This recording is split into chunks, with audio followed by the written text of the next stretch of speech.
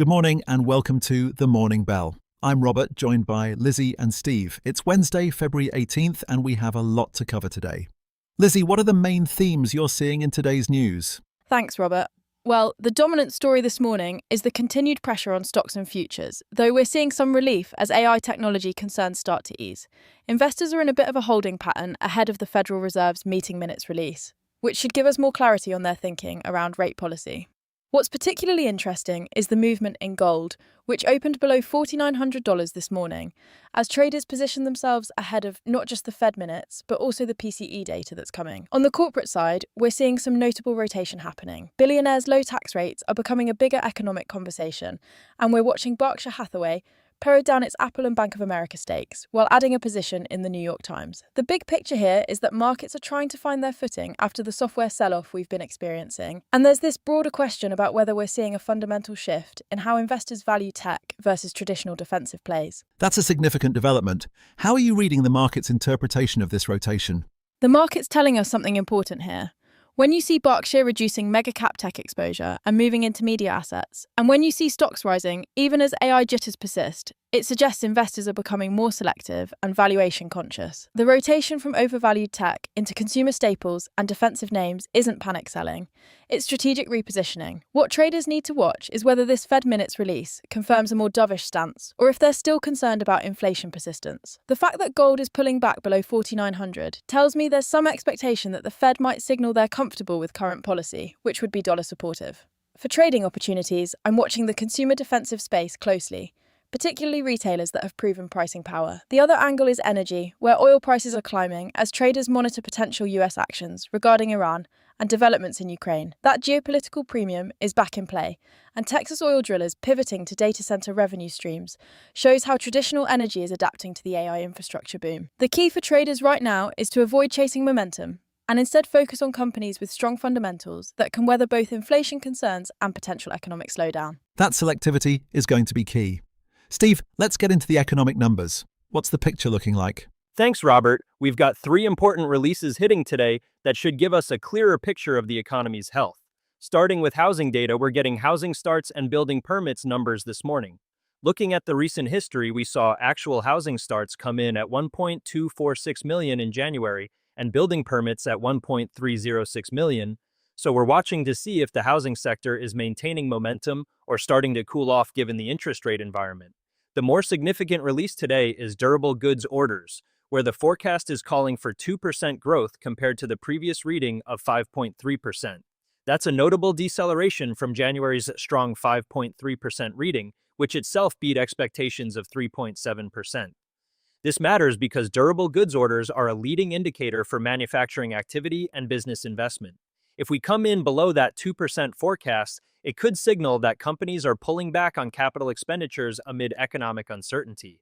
We're also getting industrial production data today, which measures output across manufacturing, mining, and utilities. The previous reading was 2%, and this indicator has been running fairly hot with the December reading at 2.5%. Any significant deviation from that 2% level will move markets, particularly in the industrials and materials sectors. Looking ahead to the rest of this week, tomorrow we'll get initial jobless claims, which continues to be a key pulse check on the labor market. Then on Friday, we have several major releases that could really drive volatility.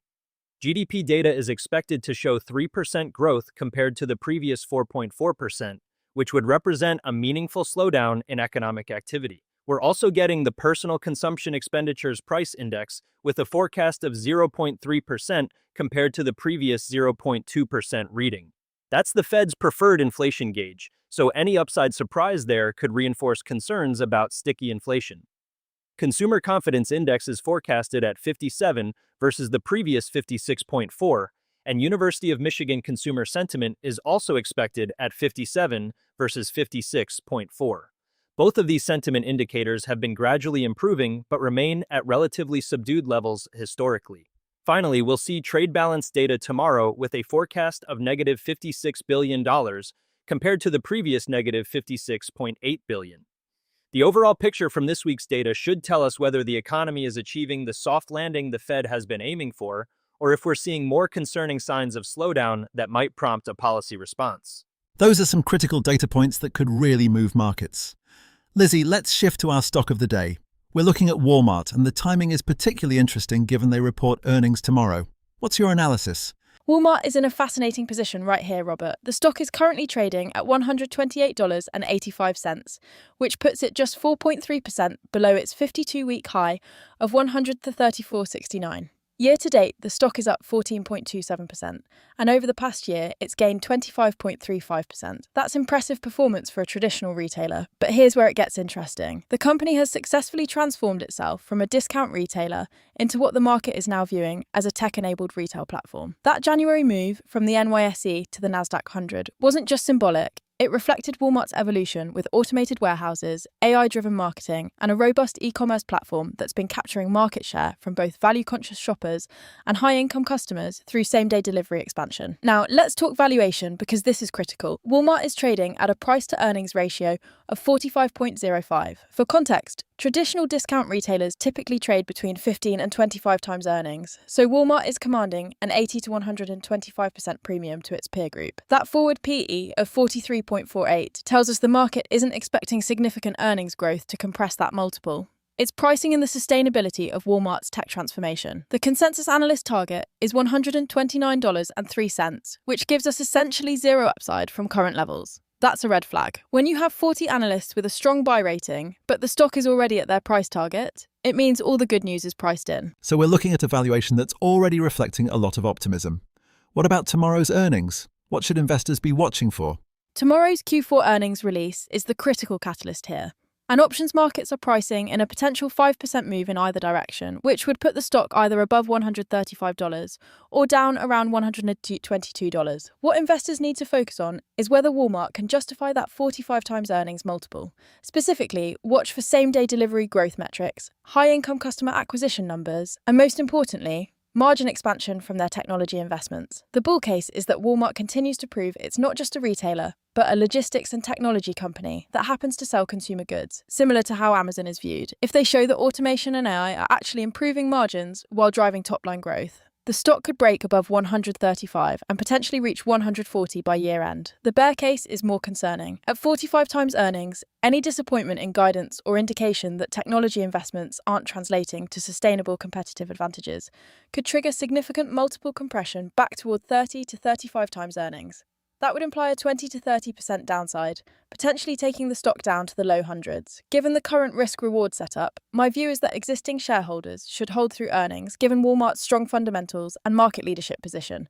But I would not be adding to positions at these levels. For new investors, I'd wait for the post-earnings clarity.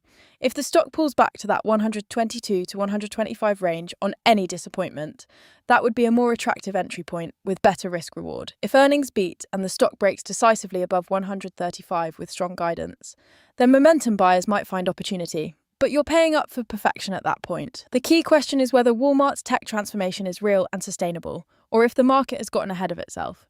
Tomorrow's earnings will give us a much better answer. That's a thorough breakdown of the risk-reward here. Let's move to crypto markets. Lizzie, what are the trends you're seeing for the week ahead?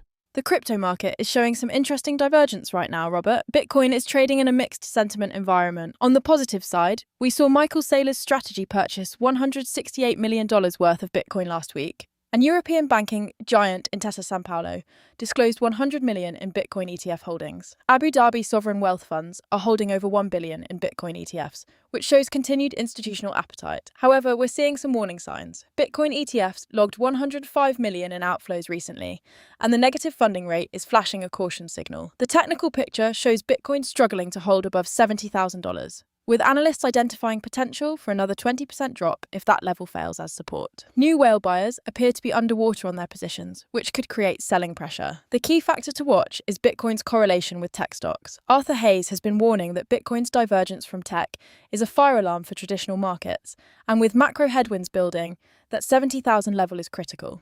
For the week ahead, I'd characterise Bitcoin sentiment as neutral to slightly bearish unless we see a decisive break above 70,000. Ethereum is looking more constructive. The big catalyst here is BlackRock launching an Ethereum staking ETF and beginning to acquire ETHs for that product. We're seeing real-world asset adoption growing on Ethereum, and bulls are targeting $2,500 as staking, and RWA growth fuel optimism. Bitmain just added $90 million in ETH to their treasury and now holds 4.37 million ETH. with $252 million in annual staking revenue. However, there's some concern as Peter Thiel's founders fund completely exited their Ethereum stake, which raises questions about institutional conviction in Ethereum treasury plays. The Moonwell pricing glitch that allowed bots to seize millions in ETH collateral is also a reminder of smart contract risks. Still, with BlackRock's backing and the staking ETF launch, Ethereum's outlook for the next week is bullish, with potential to test that 2,500 level. Solana is showing positive momentum, with Zora launching their attention markets platform on Solana, which allows trading of internet trends and social media engagement. This is significant because Zora is a prominent NFT marketplace, and their expansion onto Solana signals growing developer interest in the ecosystem. The Solana network has been gaining traction as a faster, cheaper alternative to Ethereum for certain applications, and this Zora integration could drive increased adoption. For the week ahead, Solana's sentiment is bullish as the platform continues to attract high-profile projects. The overall crypto picture is one of institutional money continuing to flow in selectively, particularly into Ethereum and Solana, while Bitcoin faces some near-term technical challenges. Retail sentiment remains cautious, but the institutional bid from sovereign wealth funds and asset managers like BlackRock provides a floor. Traders should watch that Bitcoin's 70,000 level closely, as a break below could trigger broader crypto weakness, while a hold above could set up a move towards 75,000. Those are some important levels to monitor across the crypto space. Well, that wraps up today's Morning Bell. We've covered a lot of ground from market rotation and Fed policy expectations to Walmart's critical earnings tomorrow and the evolving crypto landscape. Remember, do your own research and consult with financial advisors before making investment decisions. If you found today's discussion valuable, please subscribe to the Morning Bell and join us tomorrow as we break down those Walmart earnings and digest the latest economic data. I'm Robert. Thanks for listening.